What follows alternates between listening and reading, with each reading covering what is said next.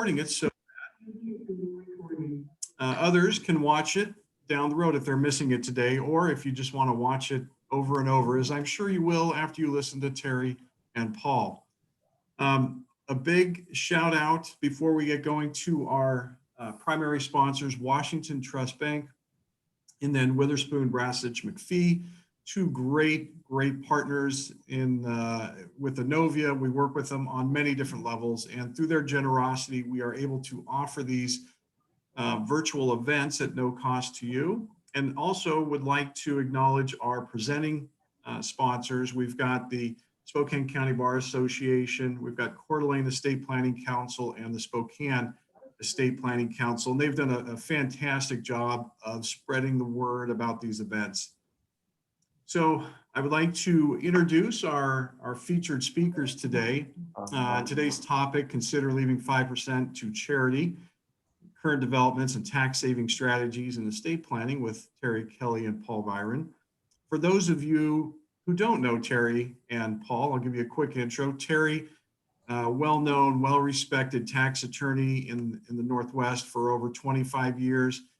He joined Lee Hayes in 2010 after 25 years at Lukens and Annis. His legal emphasis is in corporate mergers and acquisitions, real estate transactions, and the operation, formation, and tax-related transactions of tax-exempt and educational organizations. Terry also has an extensive estate planning practice. He is a graduate of WSU, where he dominated on the basketball courts. He earned his law degree at GU and his LLM in taxation from NYU. And Paul, equally as well known and well respected in the community, is the owner and president of Viren and Associates, which is an independent financial planning firm based in Spokane. And Paul has been providing a broad range of financial services since 1994 and has a practice built up over 250 million in client assets. In addition to many other activities, Paul in 2017 became the president of the National Association of Estate Planners and Councils, and having since served on the board since 2011. And Paul is a Whitworth grad. So without further ado, we're really excited to have Terry and Paul. And again, we encourage you to blow up the chat box with questions and with comments. So with that, I will turn it over to Terry. Thank you, Chris. It's really a pleasure to talk with all of you. Many of you I've known and have worked with over the years. I hope to share with you maybe what I've learned from you, a lot of it from you, and the way you've gone about your business. But I'd like to give you I guess a tax and estate planning attorney's perspective on how to approach, or how I approach charitable giving with my clients, and a methodology of how I go about thinking about what might be the best way, the most tax-wise way to make a gift, and then a couple examples that I'm currently working on that will hopefully highlight, that methodology and my overall approach to charitable giving. Paul was kind enough to let me lead off, so I may steal a little of his thunder, but knowing Paul, I mean, he's got the capability to be flexible, and it's not always good to reiterate some of the important themes, I guess, that I may bring up as we go through this. The first question, is how you approach or raise the topic of making charitable gifts with your client. And I will either through a written questionnaire that the client may complete prior to the initial meeting, or at the initial meeting, just ask the client if they have charities in mind that they would like to benefit. What is their philanthropic or benevolent desire or intention? Do the objects of their bounty include a charity or charities? I mean, that's an important question to ask. I think it can be done, without sensitivity of, imposing your will on a client as far as the importance of charitable giving. I found that, charitable giving certainly is not for everyone. Although I think that,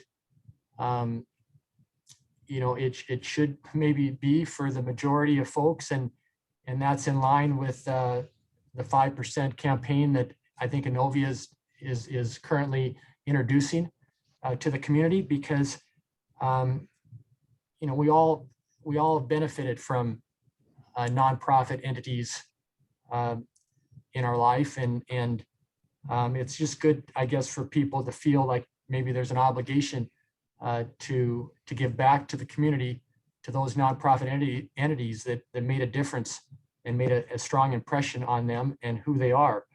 But with that said, I mean, I'm not going to impose that on my client, even though I may feel strongly that that's the case. But you'll find that in most cases you don't need to. You ask a question, and the client will tell you yes or no, that they have an interest in doing something along the lines of philanthropy or benefiting their favorite charities. And there are sometimes the impressions that as an attorney, a professional and personal counselor to the individual clients, that we have influence to direct the client as to which charities they benefit. I can honestly say, over the 30 plus years that I've been in practice, that's only happened on a single occasion. It just doesn't happen where the client is asking me for the charities that I feel strongly about. But it does happen with regularity that they have a charitable intent or inclination. And when that door is opened, then we need to present a methodology to the client, or an approach that is very clear and very simple. I think that it's safe to say that complexity kills charitable gifts. And if we don't understand something well, it tends to be more complex in the delivery to the client. So it's important, I think, to understand what may be best from the standpoint of making charitable gifts out of a client's estate. And in order to do that, we need to first of all know what asset classes exist in the client's portfolio.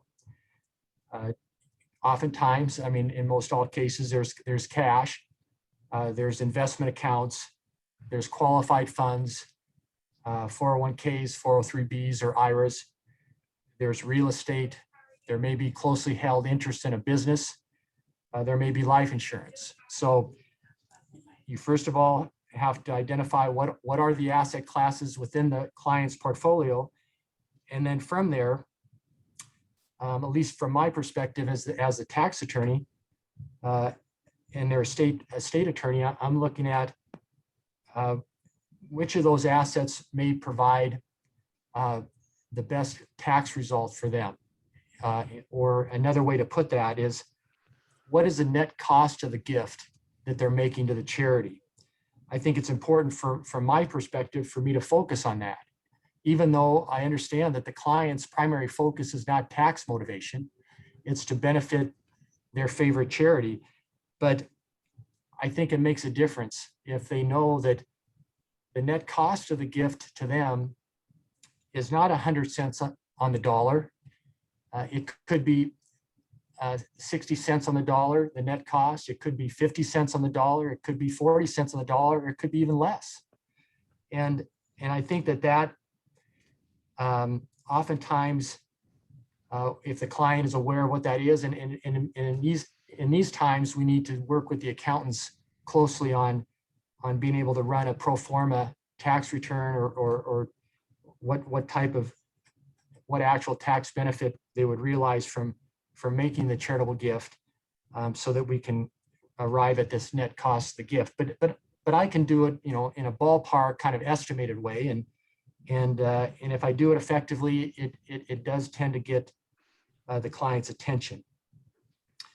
And with that, I think clients are very interested to know that the government is subsidizing their charitable giving. And what that means is that you look at the tax deduction and you apply the applicable tax rate, both federal and state, that may apply. And the product of that is going to be the tax savings. And that tax savings reduces the cost of the gift. And that's what I'm trying to highlight or point out to the client. And I think they appreciate that. Or even better yet, maybe we look at a possibility of deferring any taxability or eliminating any tax liability that's associated with a particular asset. So let's look at, when I look at the asset classes of the client, this is probably the order of priority that I'm going to go through in trying to zero in on a gift.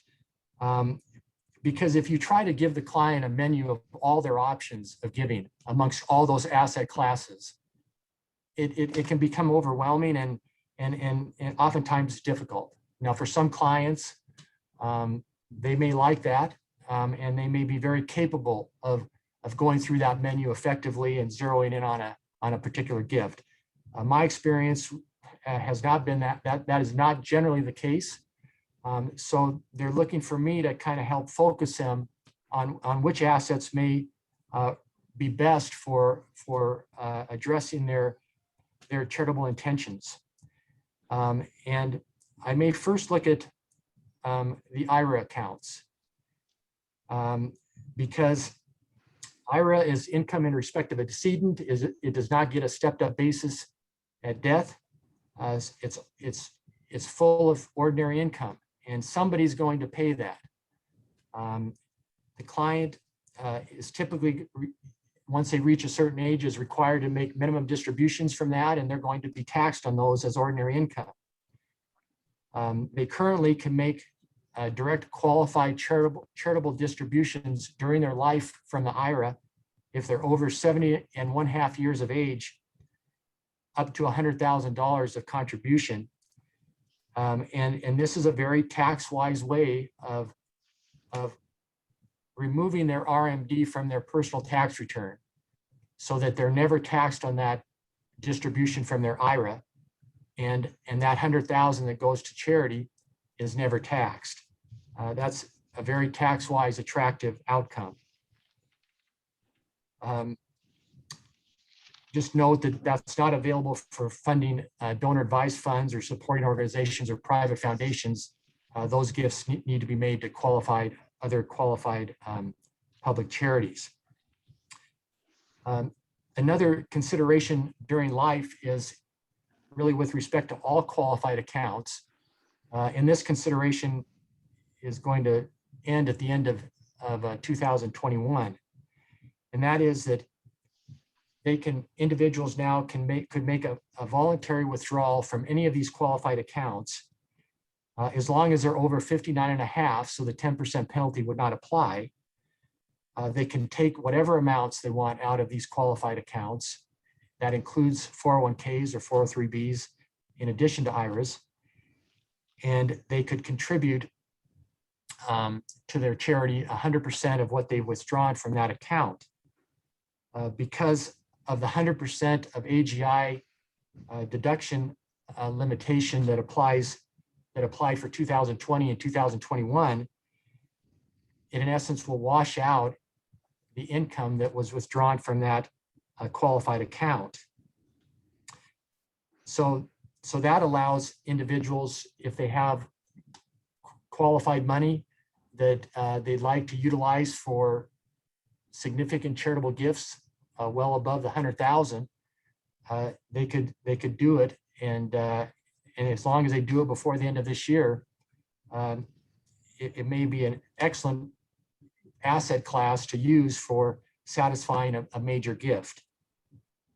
You need to be sensitive or careful that by them withdrawing these large amounts out of the IRA is going to increase their AGI, and that may impact tax credits or deductions. It may have an impact on the taxability of their Social Security It may have an impact on their Medicare Part B premiums. It may possibly result in more net investment income tax. So, you know, again, you want to work closely with their accountant to make sure that as they pull out or as their AGI goes up as a result of this withdrawal that they intend to give to charity, that doesn't have other negative tax consequences to them. I mean, for most folks that would be looking to contribute significant amounts out of their qualified accounts, like I'm suggesting, these other impacts would probably be minimal or non-existent. So that's something to look at. And then I look at, in addition to the qualified accounts that are full of gain or actually full of income, ordinary income, clients also have appreciated assets that are full of capital gain. So what could be done in dealing with those assets? We could look at possibly creating a tax-free environment in which to receive the asset and sell the asset. In the case of the qualified accounts, we're creating the tax-free environment to receive the distribution, which would be non-taxable. And we're talking about out of the qualified accounts in this setting at death. Or we could look at having appreciated assets of real estate or securities go into a tax-free environment for which those assets could be sold and there would be no tax liability generated from the sale of those assets. What I'm referring to here is the use of a charitable remainder trust. These trusts are creatures of the IRS code, section 663 of the Internal Revenue Code. They've been around since 1969, I believe, longer than I have been. They are underutilized, I think, no question. I think in large part they're underutilized because, they're not understood. But think about it. I mean, there's very few tax-free environments that exist. Retirement accounts are the best example of that, and we know how popular they are. Charitable remainder trusts is another example of that. But for whatever reason, they don't get the play that they should. Although with what may be coming down as far as increased tax rates, and maybe some other laws that are favorable to funding these trusts even during life from qualified accounts, we may be on the cusp of really seeing a lot of uptick in the charitable remainder trust world. The IRS even provides forms in a number or series of revenue procedures that provide all different types of trust forms that if you follow those forms, they will, the IRS has already blessed them as qualifying for this tax-free environment. And not only the tax-free environment, but also for the charitable income and estate or gift deductions that result from making a transfer into these charitable remainder trusts. So let me just give you a couple examples of current situations that I'm working on in using these trusts. I think in what I think is in line with what obviously the client's expectations or what they want to accomplish, and will result in a great benefit to not only the client and their family, but also to the community in the benefit to charity from receiving the remainder interest in these trusts upon their maturity or termination. I have a client that has currently a $3 million IRA and 2 daughters. The client, spouse and the mother of the daughters is deceased. The client wants to enhance the lifestyle of the daughters. He wants to provide them security to know that for their life that they, are taken care of, but he does not want to change their lifestyle. So rather than designating the daughters the beneficiaries of the IRA, which is kind of what everybody does. He's interested in designating a testamentary charitable remainder trust as the beneficiary of the IRA. So this would be a trust that would be created under his will or his living trust. In this case, it would be his will, and it would come into being at the time of his death, and it would be the receptacle for the distributions from the IRA through the designation. Upon the trust receiving those distributions, there's no income. So there's no income tax paid by the trust. 100% of the IRA, whatever the account balance is at the time of his death, will be generating a return for the lifetime of his daughters. The daughters will receive the unit trust amount or the annuity amount. In this case, we're using a unit trust, which will be taxable ordinary income to the daughters for their life over their lifetime. But it's a lot different result now under the changes that have come into play under the Secure Act, that for a designated beneficiary other than a qualified one, which the spouse of a decedent is qualified, but the children are not. They're just designated beneficiaries of an IRA, which now requires them to take that IRA into income over a period of 10 years. With this charitable remainder trust, they're taking this income, they're taking income over 30 years, or whatever their life expectancy is at the time of their father's passing. So, and it's also, like I mentioned, it's a percentage of the total value of the account. And over a 30-year period of time, that makes a tremendous difference than them taking the money out of the IRA and being taxed on it at ordinary income rates, and having that hit their AGI and paying 40% tax or more, whatever the tax may be at that time. In addition, the client is going to get an estate tax deduction for whatever the remainder interest value is to charity that's computed at the time the trust is funded, which is at the time of his death. And then at the death of the surviving daughter, whatever's left in the trust is going to be going to charities.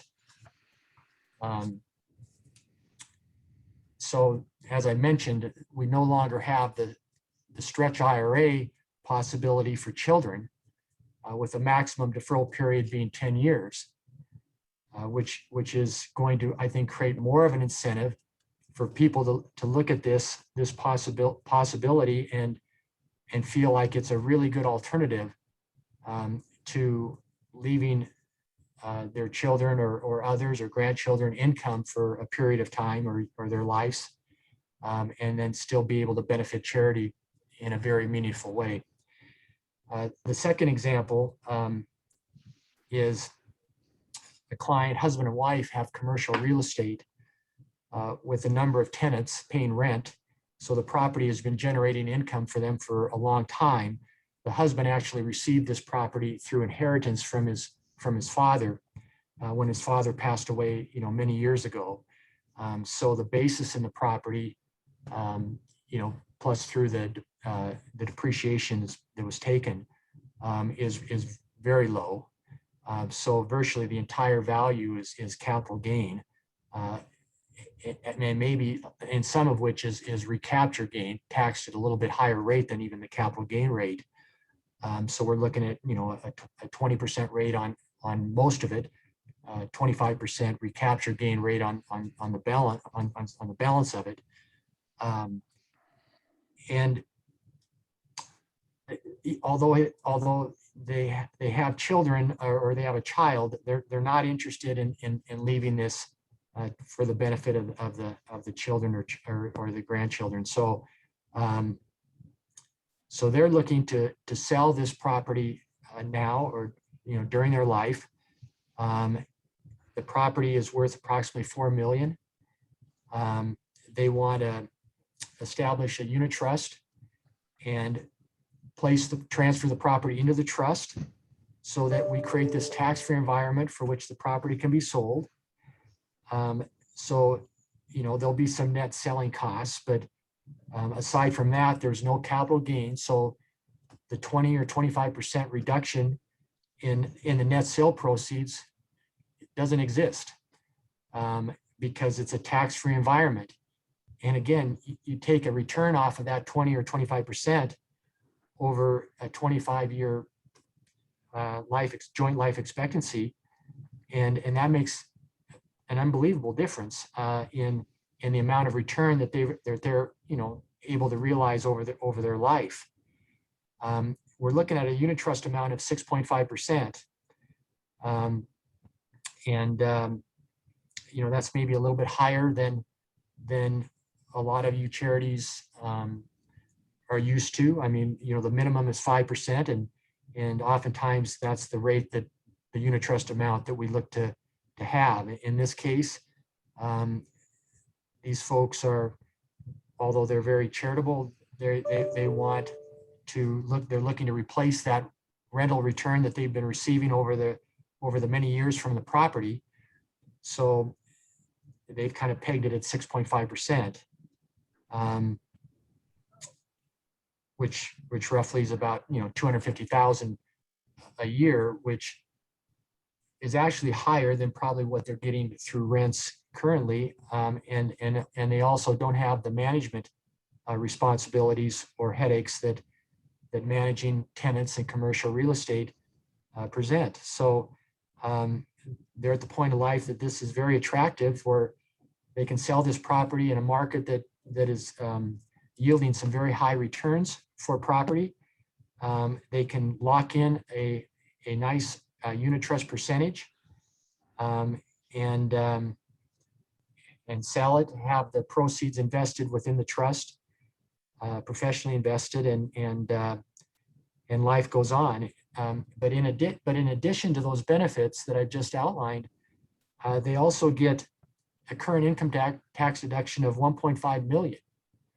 That's the present value of the remainder interest based on their joint life expectancies, based on a 6.5% payout rate, and based on the current applicable federal rate. So that 1.5 million deduction is going to offset gain that or other income that they may have, and afford them even additional tax benefit. In this case, there's some environmental issues that they've been working on, getting a no further action letter from the Department of Ecology on. The husband is going to serve as a trustee of this charitable remainder trust until such time the property sells. So the husband will be directly involved in that negotiation and the sale of the real estate. And then once that occurs, will resign, and the successor trustee will step in and take over. And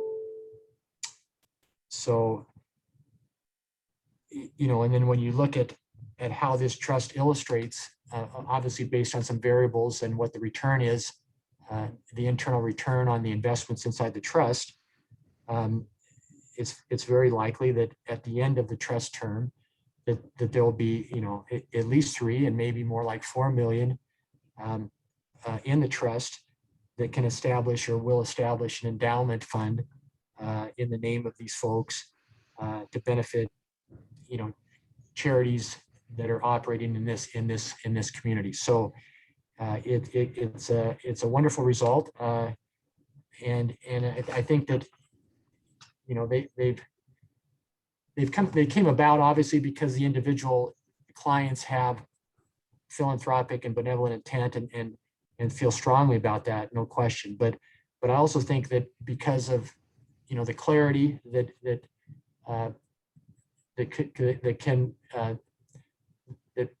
was presented in laying out, okay, these are in the commercial real estate, we were always, they're always focused on that property and that property alone. But in the other setting, in many cases, you've got all different asset classes that you could utilize, and by focusing them on the one that is maybe best from a tax planning standpoint. And then if that isn't best from a practical standpoint, you move off of that and go down to the next asset class, and you kind of work your way that along the lines to see if you can then address their philanthropic or benevolent intent based on the asset or an asset that makes up their estate.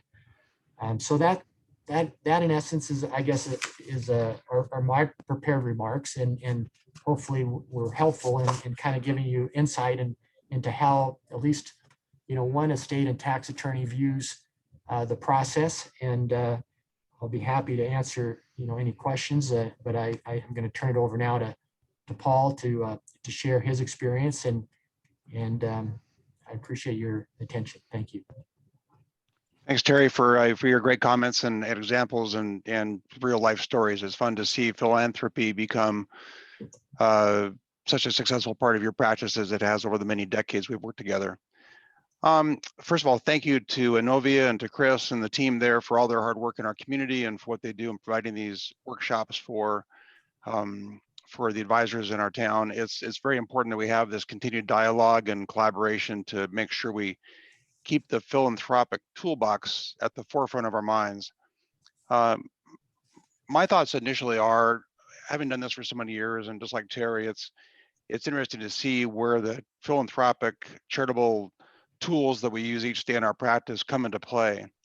And since 2001, nearly 20 years ago, when the Bush tax cuts began to take hold and have continued to live in this last 20 years of very generous tax environment that we've enjoyed, pretty much ending, in my opinion, in 2017 with the Tax Cut and Jobs Act, where the itemized, there's not much need to provide itemized deductions for many of our clients, since the personal exemptions up to $12,550 as it is for 2021. And for a lot of our clients that used to give money to charity, that because they could itemize those gifts, that obviously disappeared, other than just very small gifts that are itemized at just a few $100s. So that about changed. That's changed in at the end of 2019, right before the pandemic hit, with the Secure Act. And the first target that the IRS and the government is tackling is the IRA accounts. And IRA accounts, as Terry so eloquently described, put us in this 10-year payout requirement for beneficiaries that take these many times very significant tax hits on retirement accounts. And I cannot tell you, I'm excited for that opportunity to help clients see the power of using tools like Terry described, the charitable remainder unit trust, as a beneficiary tool to help provide that stretch IRA concept in a real life term, but also making it even more powerful with the philanthropic component.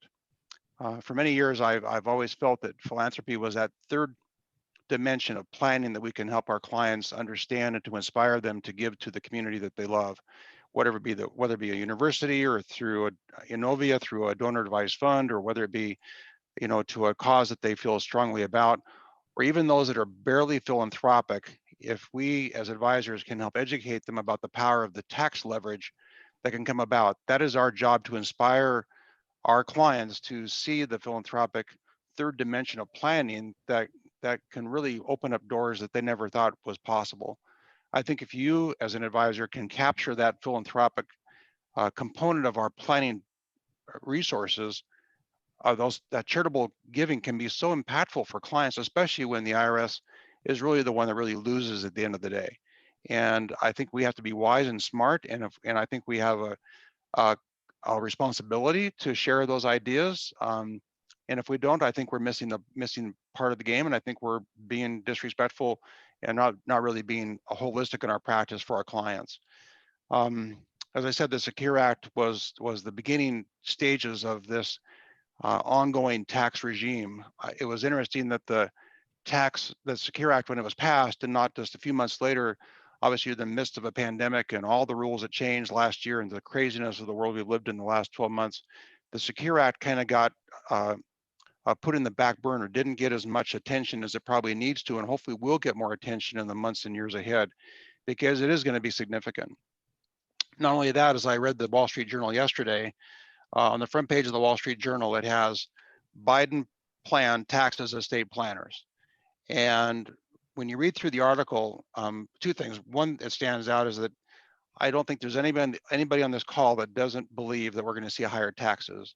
To what degree, what it's going to mean, how it's going to work, that's going to all happen in the next 6 months, my friends, and beyond. But I think there's significant chance for us to see higher capital gains rates. As you know, the Biden administration is proposing a 43.4 high capital gains rate from the generous capital gains rates we're enjoying now.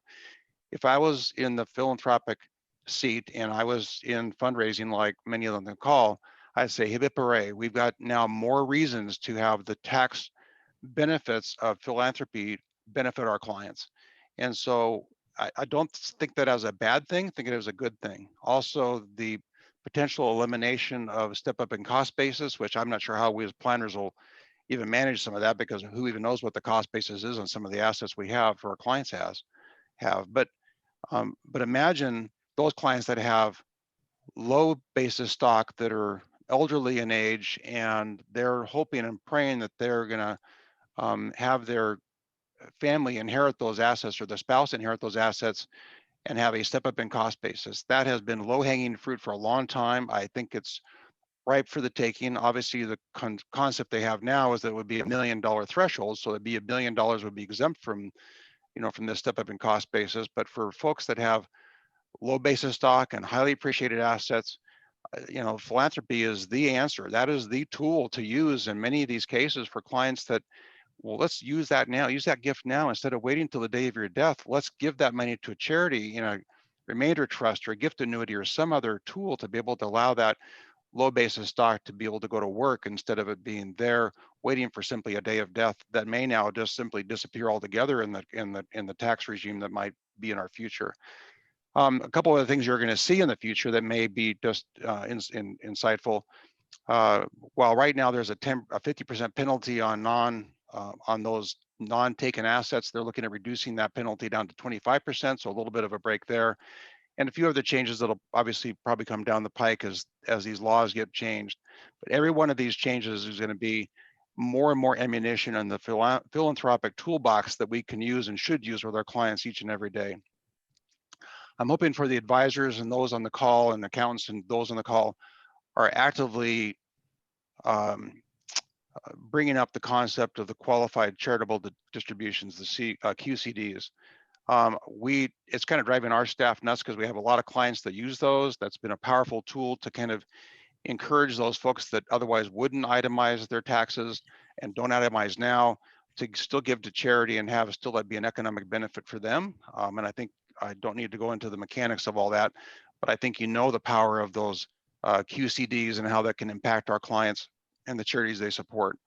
I think the stretch IRA concept that Terry outlined, I was going to echo that as well. I think that's a great strategy, and even just for highly appreciated assets.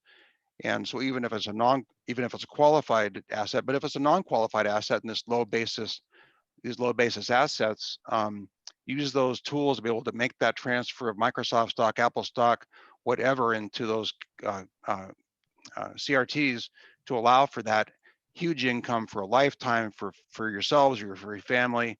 I think that's even better. One of the reasons I think that philanthropy is so powerful is the low interest rate world we're living in. How many of our clients live in this land of 0 point whatever interest rate CDs and bank accounts, and the banks don't want your money.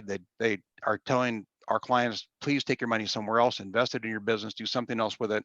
And I think philanthropy is a great place to put it into a just charitable gift annuity or a trust or some other philanthropic environment where, as Terry's talking about, 5% is the minimum floor for CRTs. Well, imagine clients that think 5%, I can get 5%. Where do I get 5%? I mean, where do we even say that in this world we live in today? It's so hard, and the gift annuities are not unlike that as well. And then lastly, on the IRAs, I'll just mention this, and we can maybe go into some Q&A in a couple seconds. I strongly believe that for those clients that have overfunded IRA accounts that have enjoyed these tax deferred growth for all these years, if I was a fundraiser and I was a plan giving officer in some university or charity, I would have beneficiary designation forms in my back pocket for pretty much every institution, Vanguard, Fidelity, Schwab, whatever. And I would say, have you thought about the power of making the charity that you love, or even a charity that you barely love, or even if you don't love charity at all, to think about the power of giving that money to charity and the leverage of that. We're finding that all the time, especially for our overfunded IRA participants that have accounts that might be north of $1 million that don't need those assets for their family, for themselves, and they're doing the QCDs, then making that beneficiary change to the charities they love. It is so easy. It doesn't cost anything, doesn't involve it doesn't cost any legal fees. I mean, it's one of those things that's so powerful in the world of philanthropy is you can designate that charity. And if you convey to a high income earner that you can give that gift to charity and it might cost you 20 or 30 cents on the dollar because that charity gets to use all those dollars at the time of your demise, I mean, it's significant. And as I share that with those clients, it is, there's like the light comes on. And so those that are barely charitable become pretty philanthropic in a pretty quick way because they realize the power of what they can do and what it can mean for their families, just from the simple standpoint of a beneficiary designation and to impact them in a significant way. The last thing I'll mention, and I think you know this because of the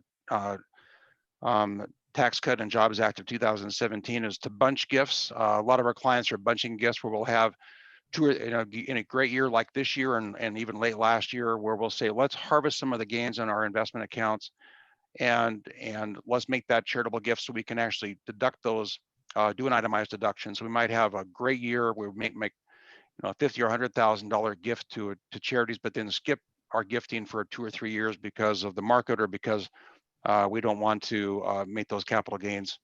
We don't want to, we're not able to itemize those deductions in those particular years. So I'll leave it at that. I'm going to turn it back over to Chris if there's any questions or thoughts, and we can kind of maybe tag team Terry back and forth on answering those questions and perspectives that folks might have on the call today. Great, thanks, Paul. I mean, great information from both of you. I want to invite PJ to jump in because she's got a ton of experience with those charitable remainder trusts at Innovia and had a couple of points I think that would be great to share with the group. So PJ, if you want to jump in and ask a question or two or make a comment or two, that would be great. I'd love to. Thanks, Chris. And thanks, Terry and Paul. That information was fantastic. We're finding that charitable remainder unit trusts, which we do quite a bit, we've got about 3 dozen that we manage or we are the trustee for, are very popular, especially because the interest rates, the IRS tax rate is going up slowly, from 1% in April to 1.2 in May and June, and that gives donors a better tax deduction.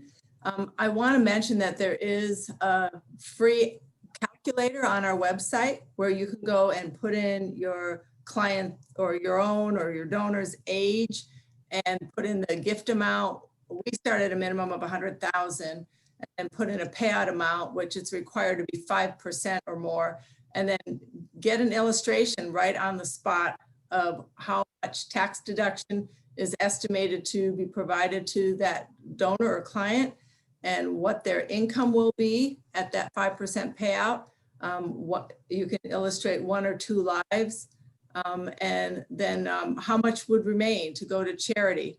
When we manage these charitable trusts, we also provide the donors an option to recommend their own personal investment manager or wealth manager to manage the assets in that trust. And that's a great incentive. So those of you who are wealth managers, I know Kyle Weir is on this call, you don't have to move those assets out from under your management to encourage your clients to move in that direction. Just $100,000 in that separate trust, we would contract with you to manage them on behalf of your client. So I think we're going to put the link to that calculator and many other plan giving tools, beneficiary designation information and other tools that were just mentioned are right on our website and freely available to anybody. If you have questions about anything, we encourage you to call me, Chris, Aaron, Amy. We've got a whole team now working to help advisors and their clients. And so really look forward to having those conversations.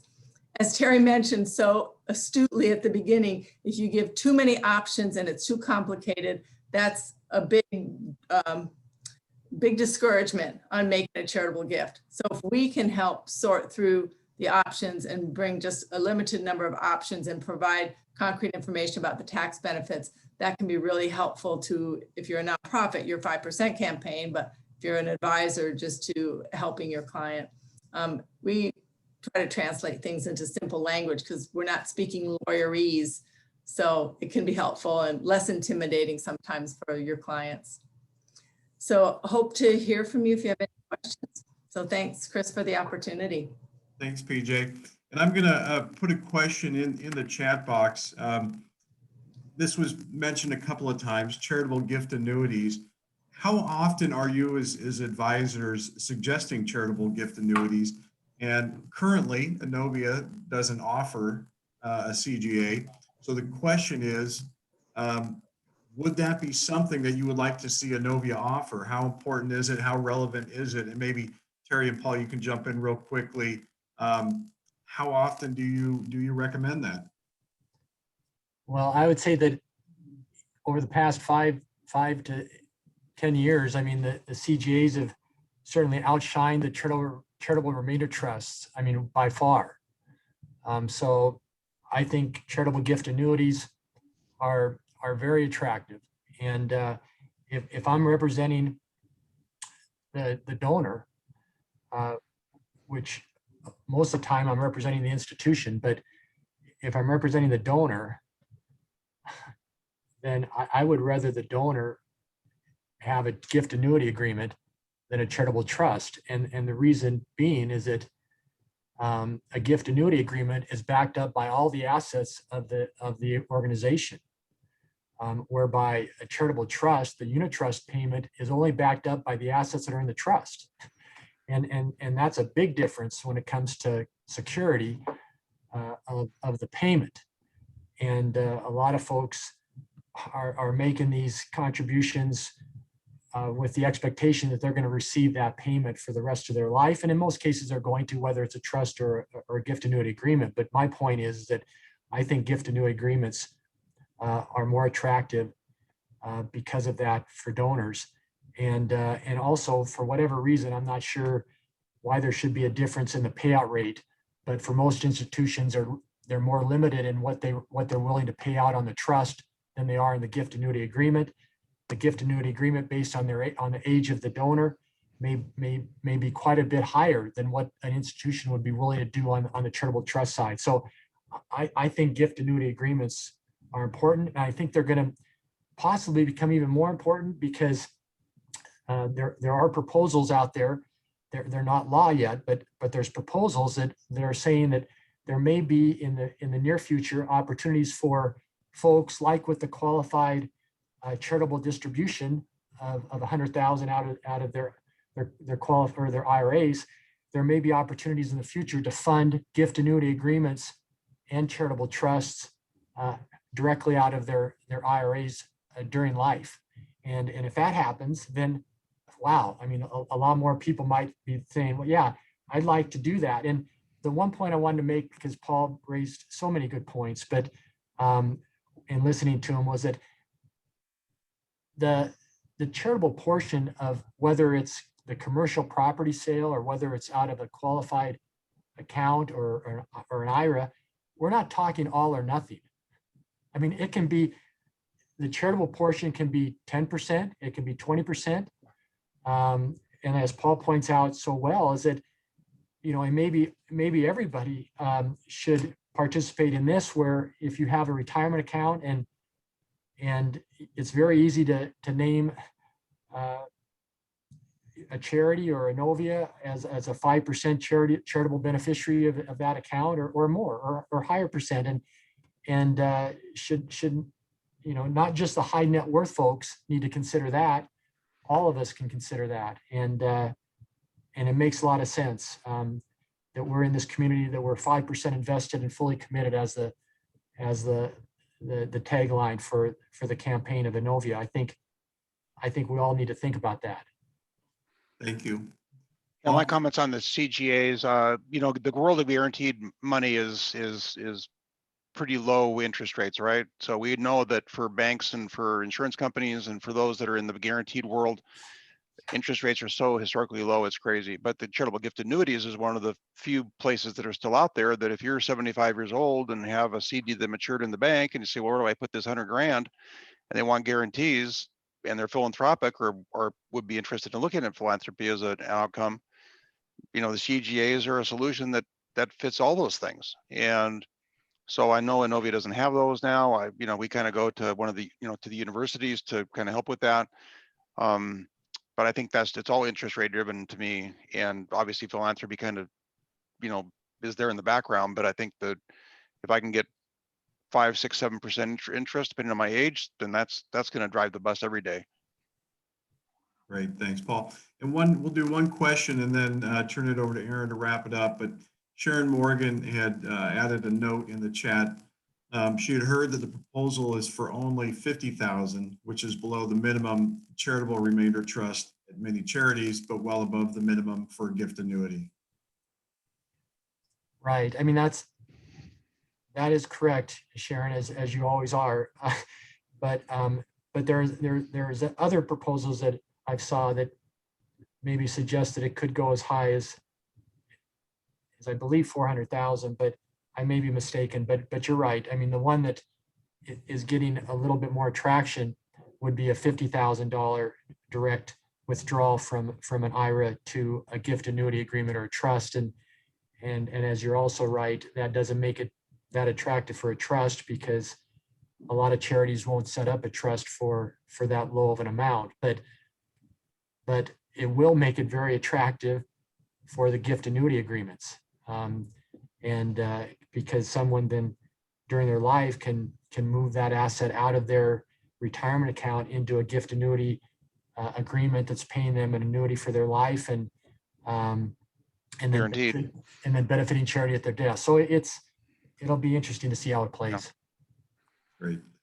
All right, Aaron, I wanted to turn it over to you to put a bow on today's presentation and take it to the finish line. Thanks, Chris, and Paul and Terry. Thank you both so much for just the great, insightful comments and not only your insights and wisdom, but also just your passion for this work. We really value and appreciate the relationships with advisors who care so deeply about our community, and Innovia's place in this is really, to the point that both of you have made, is to provide that charitable giving distinctive and the unique partnership to support professional advisors all around our region as you support and advise your clients in their charitable giving. And Terry, you alluded to the 5% campaign, and I just wanted to real quickly before we wrap up, just give a couple of updates on that campaign. I'm going to share my screen. This campaign is really motivated by everything we've been talking about today. And the spirit behind the campaign is that we know that people in our communities across our region care deeply about the communities where they have lived, where they've raised their families, where they have built their businesses and created their wealth. And so often they miss that opportunity to think intentionally about how that wealth can be reinvested back into those communities. And so the 5% campaign is all about that. How do we inspire people to think about giving back and building community endowments?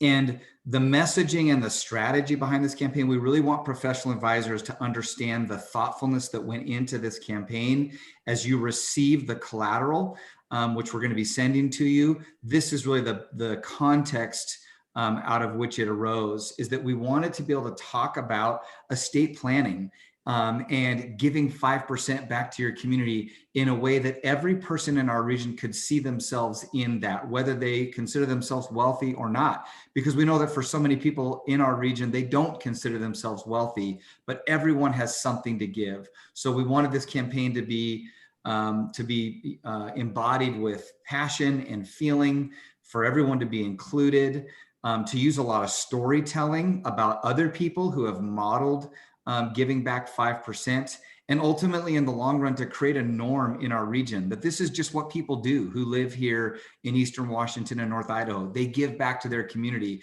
We'd love for someday, and maybe we're crazy to think this could ever happen, but how great would it be if someday, dinner conversations included, hey, where's your 5% going? Because mine's going to fill in the blank. And ultimately that italicized text at the bottom is so important to us and the partners that have built this campaign. Don't wait. Plan now to give 5% and to make a lasting impact for your community or your favorite charitable organization. We are right now in the midst of the first wave of the campaign. We've been partnering with nonprofits, professional advisors, with volunteers that work with Innovia, and with donors across our region. We're utilizing a partner toolkit that is fully customizable for nonprofits, that they can put their logo on it. They can customize it so that it looks and feels like their nonprofit. And we're asking people to utilize that collateral and to begin spreading the message about that 5% campaign. And Terry, you referenced it, 5% committed, fully invested.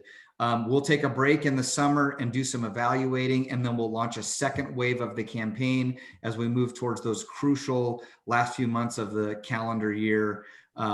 And again, this is a kind of an idea of what that partner toolkit looks like. It includes web landing page, brochure, video, customizable social media, email content that nonprofits can utilize. And then finally, I just want to mention, we've got the data that backs up the 5% campaign, and it's all the way down to county by county level data, so that as we meet with nonprofits or professional advisors, I could drive down to Colfax, for example, and meet with a professional advisor and say, look at the data even here in Whitman County and the potential impact that this could have for nonprofits and charitable initiatives. So I'll stop screen sharing and open it up to any final questions, but just wanted to remind everyone on the call that the content today is so perfectly aligned with this 5% campaign, and our hope and dream that as we work together, we can inspire people to give back to their communities and to their favorite nonprofits. Aaron, I just want to mention, reinforce what you said. Don't wait. We just worked like tirelessly last week with someone who was entering hospice to put together a plan, and it was too late. And it was huge tax consequence because of it. So we can do miracles sometimes, but sometimes not. So it's not too early to start planning for anyone at any age. Okay, well, thank you everybody for joining. Terry and Paul, that was absolutely fantastic, great information. Always learn something when you guys are talking. So that was fantastic. We appreciate everyone's attendance. Go out and enjoy the rest of the week, and we'll stay in touch. Thanks, Terry. Thanks, Chris. See you guys later. Paul. Thanks, everyone.